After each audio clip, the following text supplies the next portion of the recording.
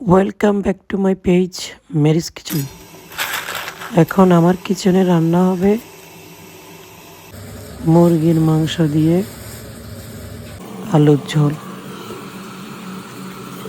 আমি পেঁয়াজ, কাঁচামরিচ, লাল মরিচ প্রথমে ব্লেন্ডার করে নিব। কয়েকটা টমেটো দিয়ে ব্লেন্ড করে নিলাম। এরপর কড়াইয়ে সরিষার তেল দিয়ে আলুগুলি ভেজে নিচ্ছি। আলুতে লবণ আর হলুদ দেওয়া হয়েছে।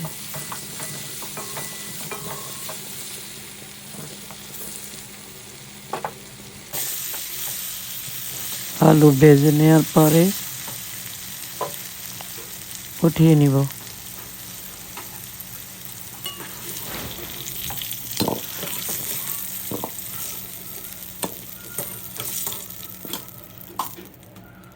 একই তেলে মুরগি দিয়ে দিলাম।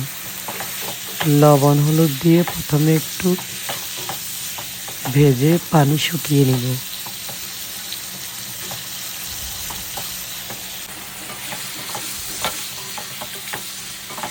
ভাজতে ভাজতে পানি বের হয়ে পানি শুকিয়ে গেল। এরপর ব্লেন্ড করা টমেটো, কাঁচামরিচ, লাল মরিচ, পেঁয়াজ বাটা দিয়ে দিলাম। আদা রসুন বাটা দিয়ে পেঁয়াজ, রসুন, আদার কাঁচা স্মেল যাওয়া পর্যন্ত ভাজতে থাকবো। আমি আর একটু পেঁয়াজ কুচি দিয়ে দিলাম। এরপর হলুদের গুঁড়ো, মরিচের গুঁড়ো, জিরা ধনিয়ার গুঁড়ো একসাথে দিয়ে ভালো মতো কষাতে থাকবো। কষতে কষতে মশলার কাঁচা স্মেল যাওয়া পর্যন্ত অপেক্ষা করলাম। এলাচ, দারচিনি, তেজপাতা দিয়ে দিলাম।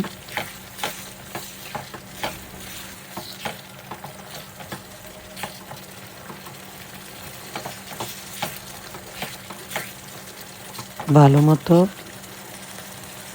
কষিয়ে নিচ্ছে।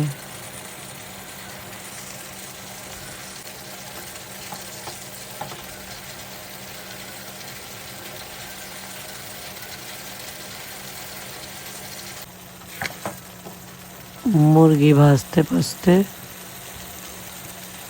একদম পানি শুকিয়ে গেছে। এরপর আলু দিয়ে দিলাম। আলু দিয়ে আর একটু নাড়াচাড়া করে নিব।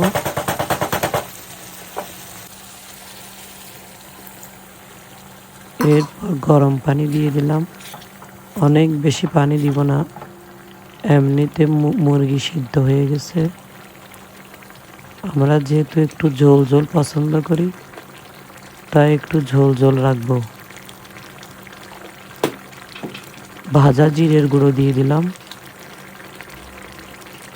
গরম মশলার গুঁড়ো দিলাম।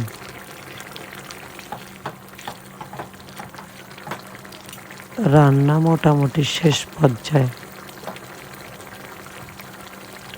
লবণ চেখে নিতে হবে। আর একটু লবণ দিয়ে দিলাম, লবণ কম হয়েছে।